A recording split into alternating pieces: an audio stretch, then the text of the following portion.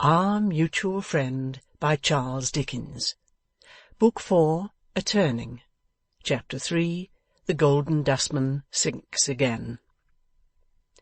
The evening of that day being one of the reading evenings at the Bower, Mr Boffin kissed Mrs Boffin after a 5 o'clock dinner, and trotted out, nursing his big stick in both arms, so that, as of old, it seemed to be whispering in his ear. He carried so very attentive an expression on his countenance, that it appeared as if the confidential discourse of the big stick required to be followed closely. Mr Boffin's face was like the face of a thoughtful listener to an intricate communication, and in trotting along he occasionally glanced at that companion with the look of a man who was interposing the remark, "You don't mean it." Mr Boffin and his stick went on alone together, until they arrived at certain crossways, where they would be likely to fall in with any one coming, at about the same time, from Clerkenwell to the Bower. Here they stopped, and Mr Boffin consulted his watch. "It wants 5 minutes good to Venus's appointment," said he. "I'm rather early." But Venus was a punctual man, and even as Mr Boffin replaced his watch in its pocket, was to be descried coming towards him. He quickened his pace on seeing Mr Boffin already at the place of meeting, and was soon at his side. "Thank'ee, Venus," said Mr Boffin. "Thank'ee, thank'ee, thank'ee." It would not have been very evident why he thanked the anatomist, but for his furnishing the explanation in what he went on to say. "All right, Venus, all right. Now that you've been to see me, and have consented to keep up the appearance before Wegg of remaining in it for a time, I've got a sort of a backer. All right, Venus? Thank'ee, Venus. Thank'ee, thank'ee, thank'ee." Mr Venus shook the proffered hand with a modest air, and they pursued the direction of the Bower. "Do you think Wegg is likely to drop down upon me to-night, Venus?" inquired Mr Boffin wistfully as they went along. "I think he is, sir." "Have you any particular reason for thinking so, Venus?"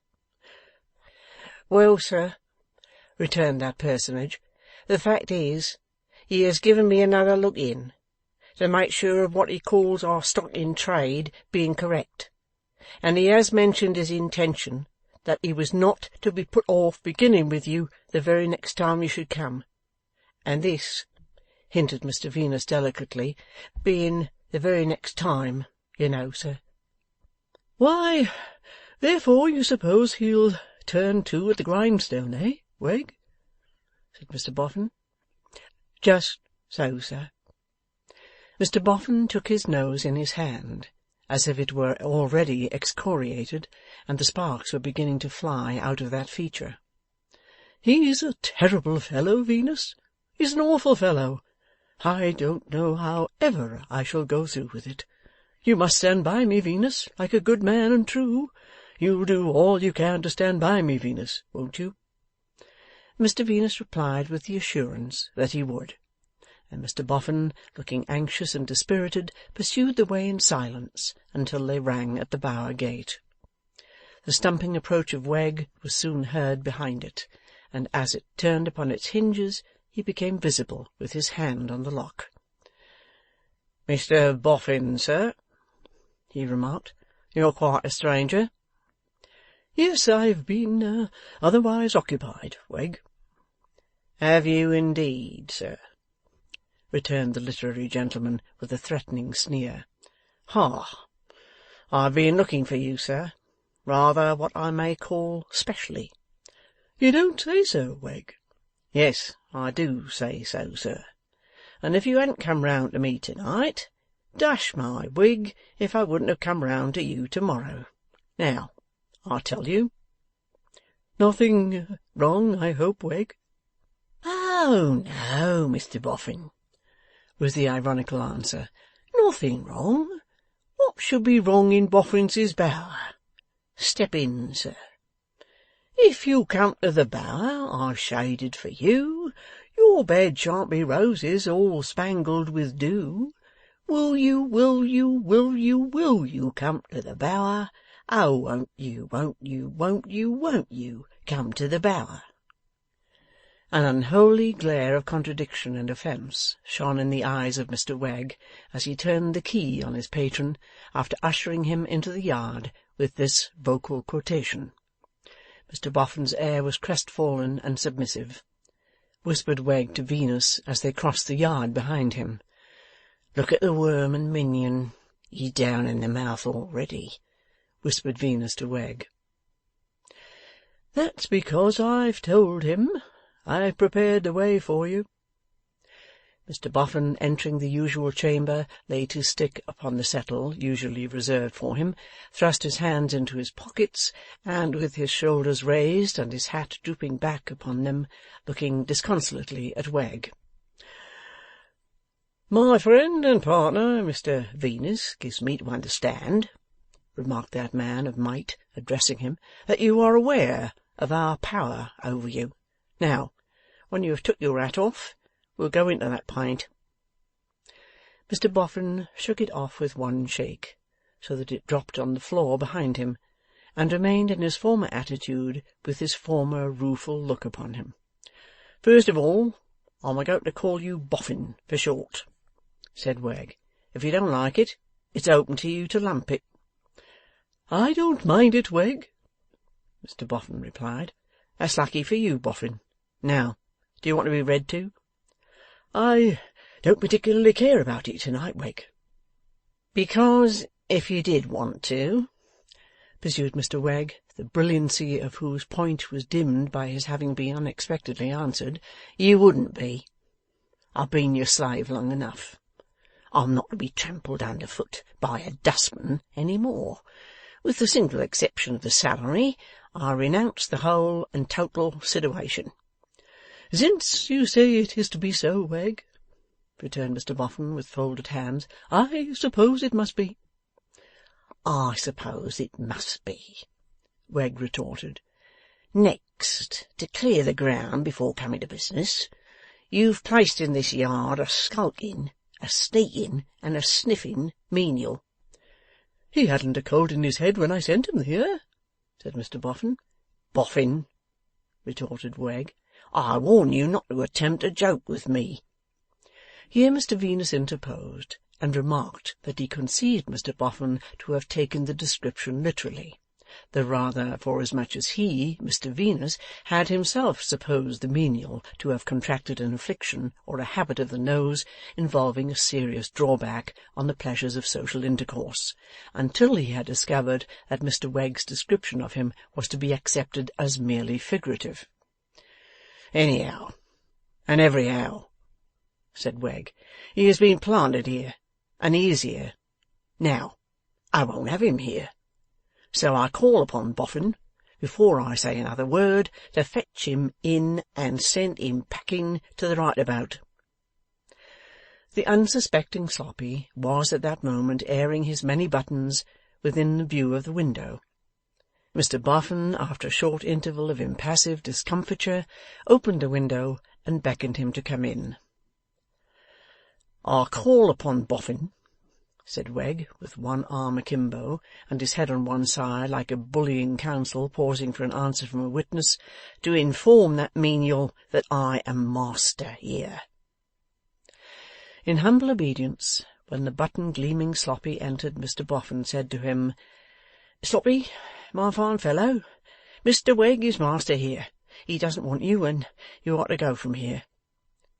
"For good," Mr Wegg severely stipulated. "For good," said Mr Boffin. Sloppy stared, with both his eyes and all his buttons, and his mouth wide open, but was without loss of time escorted forth by Silas Wegg, pushed out at the yard gate by the shoulders, and locked out. "The atmosphere," said Wegg, stumping back into the room again, a little reddened by his late exertion, "is now freer for the purposes of respiration. Mr Venus, sir, take a chair. Boffin, you may sit down." Mr Boffin, still with his hands ruefully stuck in his pockets, sat on the edge of the settle, shrunk into a small compass, and eyed the potent Silas with conciliatory looks. "This gentleman," said Silas Wegg, pointing out Venus, "this gentleman, Boffin, is more milk and watery with you than I'll be, but he hasn't borne the Roman yoke as I have, nor yet he hasn't been required to pander to your depraved appetite for miserly characters.' 'I never meant, my dear Wegg,' Mr Boffin was beginning, when Silas stopped him. 'Hold your tongue, Boffin. Answer when you're called upon to answer. You'll find you've got quite enough to do. Now, you're aware, are you, that you're in possession of property to which you've no right at all? Are you aware of that?' 'Venus tells me so,' said Mr Boffin, glancing towards him for any support he could give. 'I tell you so,' returned Silas. 'Now, here's my hat, Boffin, and here's my walking stick. Trifle with me, and instead of making a bargain with you, I'll put on my hat, and take up my walking stick, and go out, and make a bargain with the rightful owner. Now, what do you say?' 'I say,' returned Mr Boffin, leaning forward in alarmed appeal, with his hands on his knees, 'that I am sure I don't want to trifle, Wegg. I have said so to Venus.' 'You certainly have, sir,' said Venus. 'You're too milk and watery with our friend, you are indeed,' remonstrated Silas, with a disapproving shake of his wooden head. 'Then at once you confess yourself desirous to come to terms, do you, Boffin? Before you answer, keep this hat well in your mind, and also this walking stick.' 'I am willing, Wegg, to come to terms.'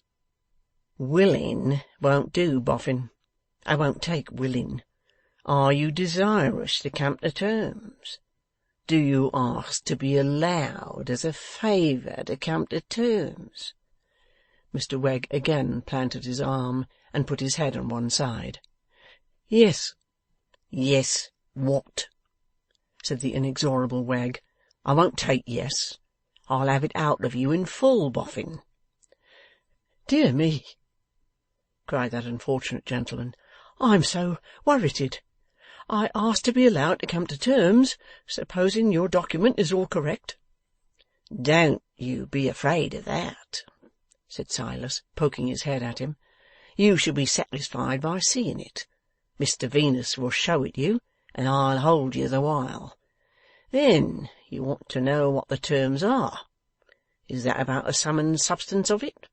Will you or won't you answer, Boffin?' For he had paused a moment. 'Dear me!' cried that unfortunate gentleman again. 'I am worrited to that degree that I'm almost off my head. You hurry me so. Be so good as name the terms, Wegg.' 'Now mark, Boffin,' returned Silas. 'Mark 'em well, because they're the lowest terms and the only terms. You'll throw your mound, the little mound as comes to you anyway, into the general estate, and then you'll divide the whole property into 3 parts, and you'll keep one and hand over the others.' Mr Venus's mouth screwed itself up as Mr Boffin's face lengthened itself, Mr Venus not having been prepared for such a rapacious demand. 'Now, wait a bit, Boffin,' Wegg proceeded. 'There's something more. You've been a-squandering this property, laying some of it out on yourself. That won't do. You've bought a house. You'll be charged for it.'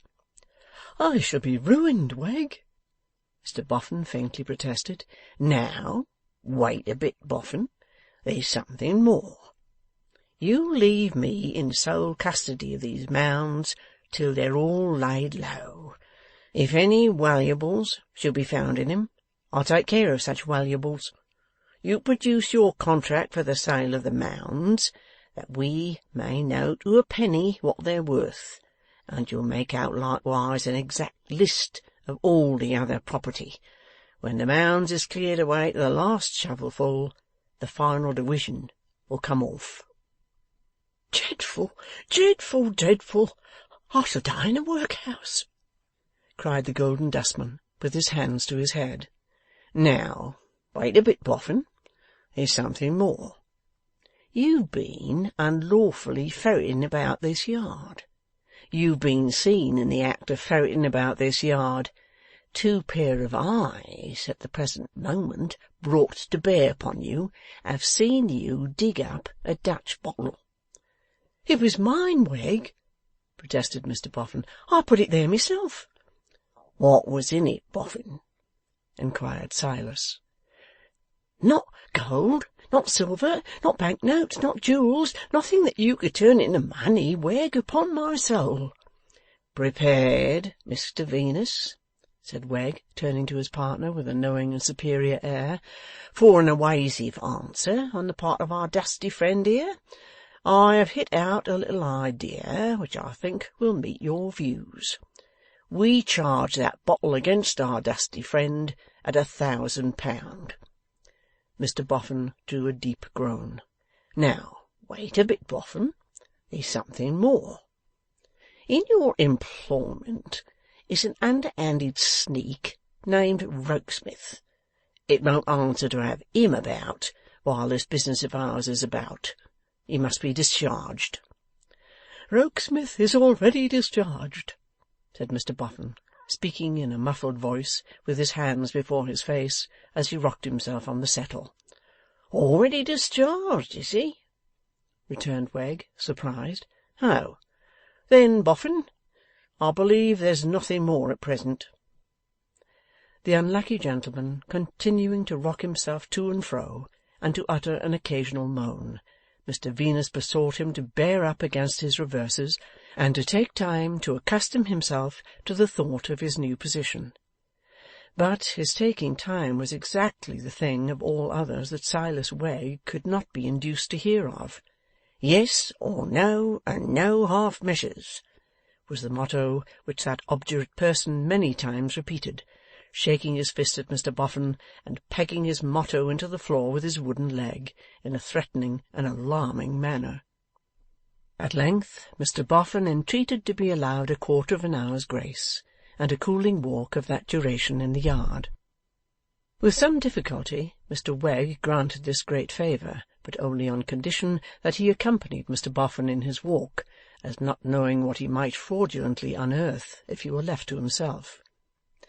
A more absurd sight than Mr Boffin in his mental irritation trotting very nimbly, and Mr Wegg hopping after him with great exertion, eager to watch the slightest turn of an eyelash, lest it should indicate a spot rich with some secret, assuredly had never been seen in the shadow of the Mounds. Mr Wegg was much distressed when the quarter of an hour expired, and came hopping in, a very bad second. 'I can't help myself,' cried Mr Boffin, flouncing on the settle in a forlorn manner, with his hands deep in his pockets as if his pockets had sunk. 'What's the good of my pretending to stand out, when I can't help myself? I must give in to the terms, but I should like to see the document.' Wegg, who was all for clinching the nail he had so strongly driven home, announced that Boffin should see it without an hour's delay. Taking him into custody for that purpose, or overshadowing him as if he really were his evil genius in visible form, Mr Wegg clapped Mr Boffin's hat upon the back of his head, and walked him out by the arm, asserting a proprietorship over his soul and body that was at once more grim and more ridiculous than anything in Mr Venus's rare collection. That light-haired gentleman followed close upon their heels, at least backing up Mr Boffin in a literal sense, if he had not had recent opportunities of doing so spiritually, while Mr Boffin, trotting on as hard as he could trot, involved Silas Wegg in frequent collisions with the public, much as a preoccupied blind man's dog may be seen to involve his master. Thus they reached Mr Venus's establishment, somewhat heated by the nature of their progress thither. Mr Wegg especially was in a flaming glow, and stood in the little shop, panting and mopping his head with his pocket-handkerchief, speechless for several minutes. Meanwhile Mr Venus, who had left the duelling frogs to fight it out in his absence, by candlelight, for the public delectation, put the shutters up. When all was snug, and the shop-door fastened, he said to the perspiring Silas, "I suppose, Mr Wegg, we may now produce the paper?" "Hold on a minute, sir," replied that discreet character. "Hold on a minute. will you obligingly shove that box, which you mentioned on a former occasion as containing miscellanies, towards me in the midst of the shop here?' Mr Venus did as he was asked. 'Very good,' said Silas, looking about. 'Very good. Will you hand me that chair, sir, to put atop of it?' Venus handed him the chair. 'Now, Boffin,' said Wegg, 'mount up here and take your seat, will you?' Mr Boffin, as if he were about to have his portrait painted, or to be electrified, or to be made a Freemason, or to be placed at any other solitary disadvantage, ascended the rostrum prepared for him. 'Now, Mr Venus,' said Silas, taking off his coat, 'when I catches our friend here round the arms and body, and pins him tight to the back of the chair, you may show him what he wants to see. If you'll open it, and hold it well up in one hand, sir, and a candle in the other, he can read it charming.' Mr Boffin seemed rather inclined to object to these precautionary arrangements, but, being immediately embraced by Wegg, resigned himself. Venus then produced the document, and Mr Boffin slowly spelt it out aloud, so very slowly that Wegg, who was holding him in the chair with the grip of a wrestler, became again exceedingly the worse for his exertions.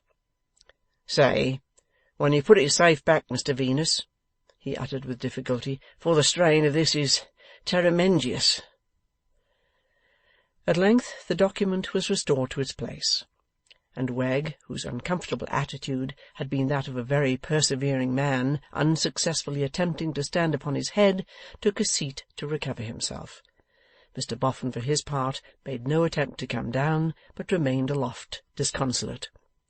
'Well, Boffin,' said Wegg, as soon as he was in a condition to speak, 'now you know.' 'Yes, Wegg,' said Mr Boffin, meekly. 'Now I know.' 'You have no doubts about it, Boffin?' 'No, Wegg. No, Wegg. None,' was the slow and sad reply. 'Then take care, you,' said Wegg, 'that you stick to your conditions. Mr Venus, if on this auspicious occasion you should happen to have a drop of anything not quite so mild as tea in the house, I think I'd take the friendly liberty of asking you for a specimen of it.' Mr Venus, reminded of the duties of hospitality, produced some rum in answer to the inquiry. 'Will you mix it, Mr Wegg?' that gentleman pleasantly rejoined. 'I think not, sir. On so auspicious an occasion, I prefer to take it in the form of a gum tickler.' Mr Boffin, declining rum, being still elevated on his pedestal, was in a convenient position to be addressed. Wegg, having eyed him with an impudent air at leisure, addressed him therefore while refreshing himself with his dram. 'Boffin.' 'Yes, Wegg,' he answered, coming out of a fit of abstraction with a sigh. 'I haven't mentioned one thing, because it's a detail that comes, of course. You must be followed up, you know. You must be kept under inspection.'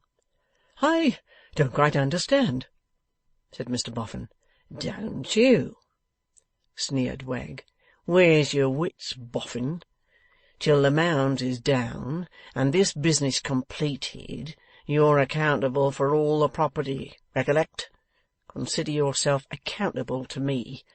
Mr Venus here being too milk and watery with you, I am the boy for you.' 'I've been a-thinking,' said Mr Boffin, in a tone of despondency, 'that I must keep the knowledge from my old lady.' 'The knowledge of the diwision, do you mean?' inquired Wegg, helping himself to a third gum tickler, for he had already taken a second. 'Yes. If she was to die first, of us two, she might then think all her life, poor thing, that I had got the rest of the fortune still, and was saving it.'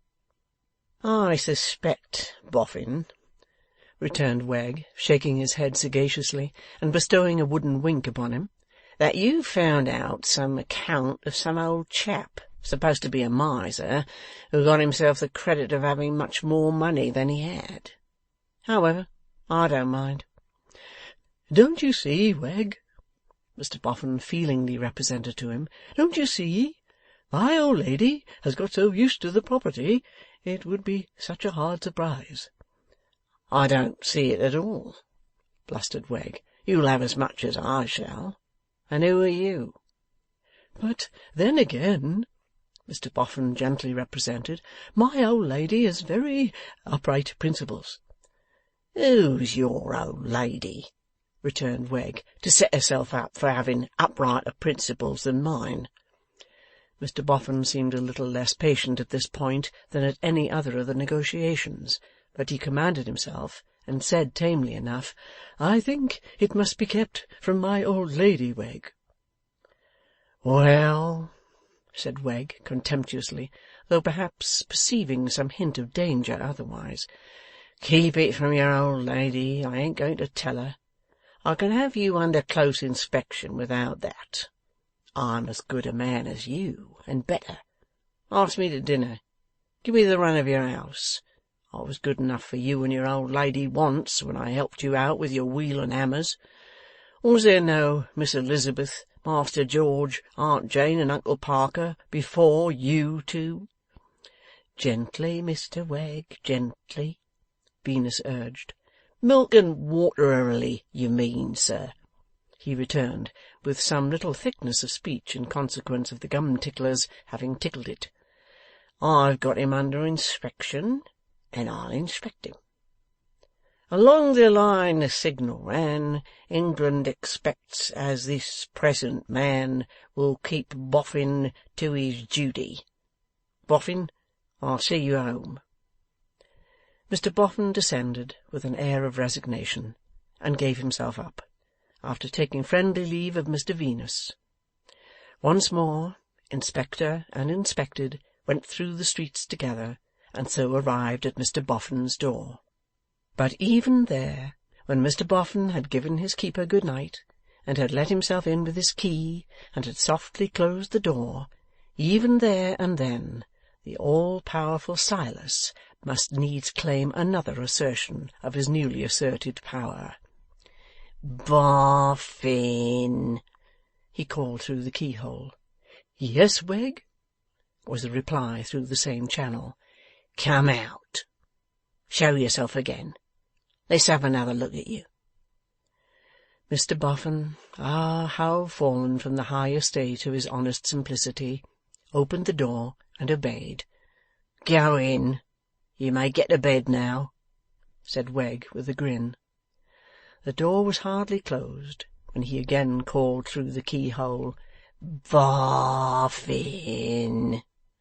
"Yes, Wegg."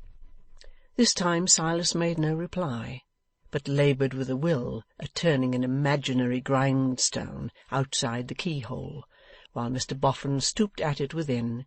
He then laughed silently, and stumped home. End of Book 4, Chapter 3.